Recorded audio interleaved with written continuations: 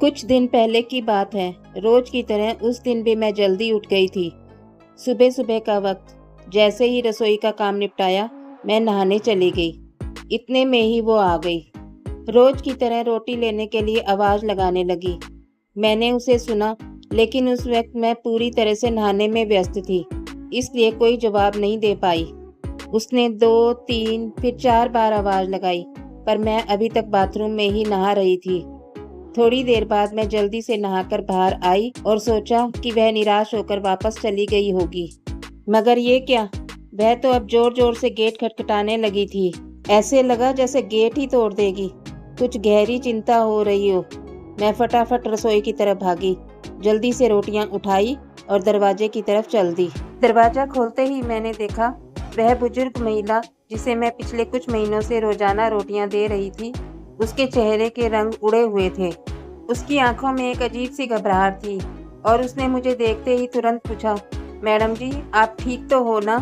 मैं उसकी चिंता से कुछ चौंकी और जल्दी में होते हुए भी जवाब दिया, हाँ मैं ठीक हूँ। क्यों, क्या हुआ? वह रुआंसी होकर बोली, आप तो रोज आवाज लगाते ही रोटी देने आ जाती हो। आज इतनी देर हो गई और आपने कोई जवाब नहीं दिया। मुझे लगा कुछ गड़बड़ है।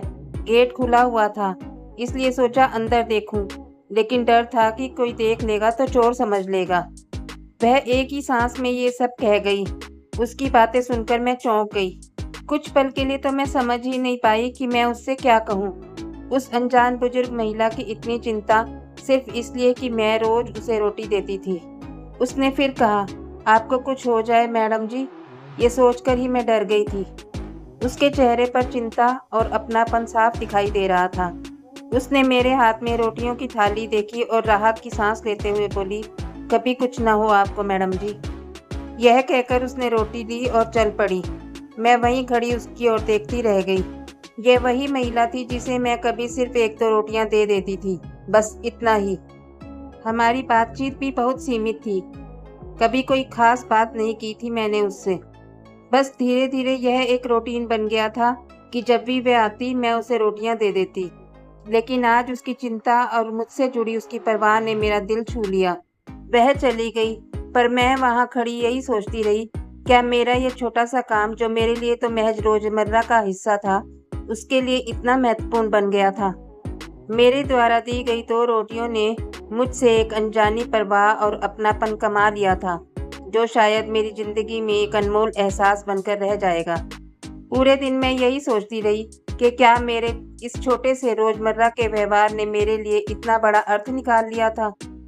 इंसान की छोटी छोटी दयालुता और उसके नित्य जीवन के साधारण कार्य कभी कभी दूसरों के लिए कितने महत्वपूर्ण हो सकते हैं, इसका एहसास मुझे उस दिन हुआ। यही जीवन की सच्चाई है।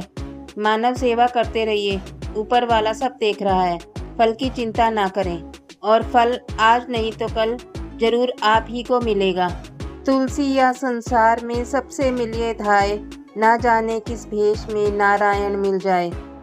आज मुझे यह महसूस हुआ कि कभी कभी जीवन की साधारण बातें भी हमें जीवन में गहरे सबक सिखा जाती हैं। बुजुर्ग महिला की मेरे प्रति चिंता मुझे सुखद एहसास करा गई थी। आज के लिए बस इतना ही। मिलते हैं फिर किसी नई वीडियो में।